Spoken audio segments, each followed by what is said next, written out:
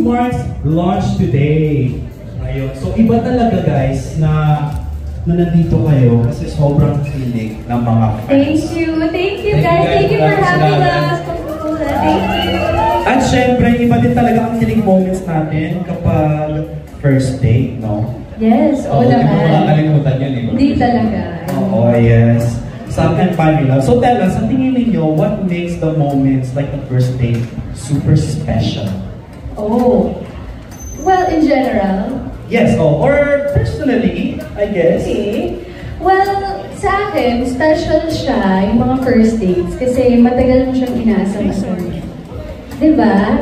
Like, diba, first stage is the attraction, gusto mo siyang makausap, but maraming tao, but like, pag mag-date na kayo. Ano yung feeling? Ikaw muna tapos ikaw. Ano yung feeling sa first date? Sa first date, wala na, kundi kilig lang. Kilig, ayun. Do you guys feel kilig? Ay, wow. Okay, how about yourself? Ako siguro, sa first date, kasi parang doon pa lang magkakabahan pa lang kayo. Yeah. Ikilalanin niyo parang isa't isa eh. Diba? So, alam mo yun, 100% pa yung kilig nun. And ang sarap sa pakiramdam na yun yung magiging core memory mo siya. So, true. Hindi mo makakalimutan yung first date. So, of course, with an ice cold.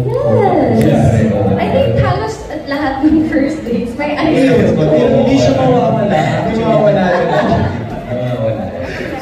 So, iba talaga ang effect to getting to know someone over meals and of course with Coca-Cola. Whether first date man yan, barkada, or celebrations, kagaya nung screening nyo kanina. So, speaking of your scene in Can't Buy Me Love, we have some guests here who'd like to ask some questions. Sure.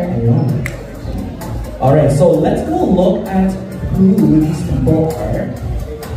Okay, so our special question will go out from Miss Denny Bernardo from philstar.com. Hello po, Miss Denny. Hi. Hello po. Ayun, she is right over here. Alright. Oh, good morning, Snowy. Congratulations. Good morning. I'm a big fan. Thank you. Thank you. How was your overall experience shooting here in Binondo, and what are your most favorite hangouts, especially for dining? For favorite scene.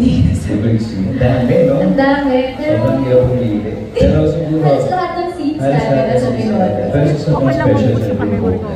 Yeah, yung kung first date scene namin. Of course, kailangan yan kasi ang init ng mga... Tapos ang ikaw, special sa akin. Yeah, first date namin. And yung favorite place namin, guys, kapag nasa set. Ay, hindi mo. Wala ko maupo mo. Fried dumplings. Fried dumplings. Yes. Hindi kami nakakalabas sa set. So, nag-order-in kami. Pinadala sa set. Yun, food trip lang kami araw-araw. Di ba, Valerie? Yeah! Pala yan? Saan ka tumubo? Curious lang, gano'n katotoo sa real life na tumadora ba si Irene at saka nakatakaw si Snoop? Wait, dati hindi. But life happened. Life happened! Hindi, sabi lang.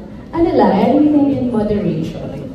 Moderation. In moderation. Siyempre. Yeah, fine, yeah. Ano yun sa akin? Kung matakaw ba ako? Di naman. Di naman. Sakto lang. Pagka gutom lang siguro.